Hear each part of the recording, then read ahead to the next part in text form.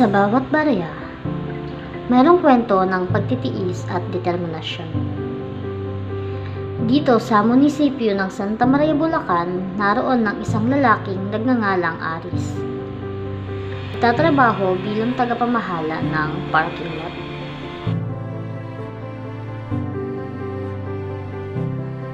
Aris. Dati po, ano po yung trabaho mo kayo? Gasolina. Ang sahod ko isang araw, 300. Tapos po nung nag-try po kayo po, Dito naman ako ng 100, 700. Tapos ngayon, trabaho na ako rito para kumbuhay na lang. Kasi hindi na ako pwede bumiyay kasi dito. Sir, ano po ba talagang yung sakit mo? Ano po yung na-diagnose mo? Kasi nung ipanganak ako, April 9, 1991, hindi pa naman ako ganito. Kasi nagkaedad ako ng 10 taon. Nagtrabaho lang ako sa gasolina. Ang edad ko, mga nasa 21 o 23 years old.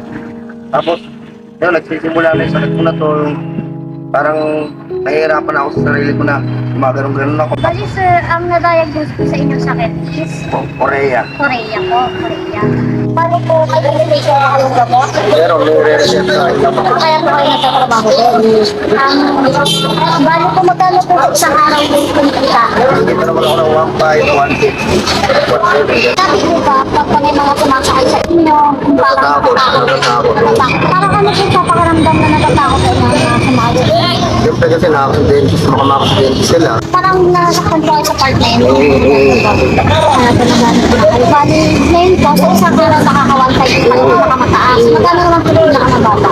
700, 800. Mahirap naman po yung ginagawa. Hindi naman.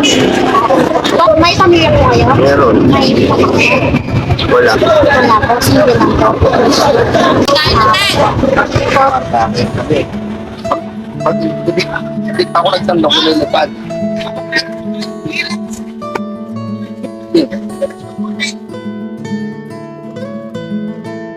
Tinirapan lang ako ng ulo. Ano ako? Ano yan? Saan po kayo kumakain? Wala rin. Ayun lang.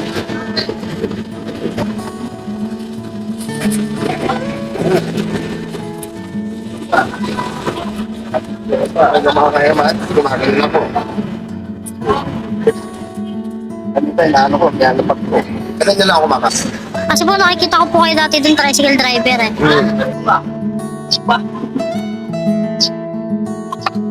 Ano po yun sir? Gamot po yung ininom nyo?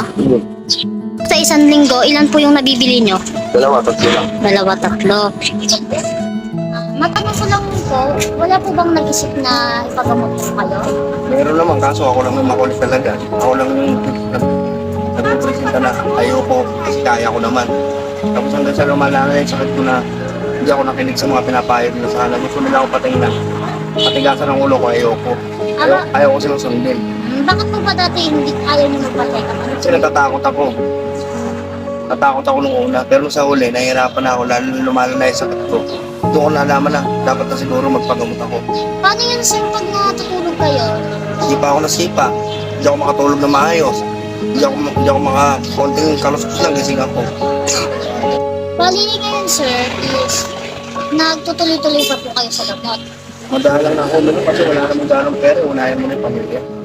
Isang tricycle driver si Kuya Aris, ngunit nang ma-diagnose siya sa kanyang aneurysm, nagbago ang kanyang buhay. Hindi na siya pinayagang magmaneho dahil sa panganib na dala ng kanyang sakit. Sa bawat barya na kanyang nalilikom, tiyak na may kalakip na pangarap si Kuya Aris. Ito ang halaga ng bawat barya sa kanyang mga mata. Hindi lamang pera, kundi pag-asa para sa kinabukasan. Sa kanyang simpleng paraan, nagbibigay ng halaga si Kuya Aris sa bawat tao na dumadaan sa parking lot. Hindi lang sa pera, kundi para na rin sa pakikipagkomunikasyon at halaga bilang isang tao. Sa mundong pilit tayong pinaghihirapan harapan, isang liwanag si Kuya Aris, ang tagapamahala ng parking lot na may pusong ginto at pagnanais na maglingkod sa kabila ng kanyang sakit. Ito ang halaga ng bawat barya sa mundong ito.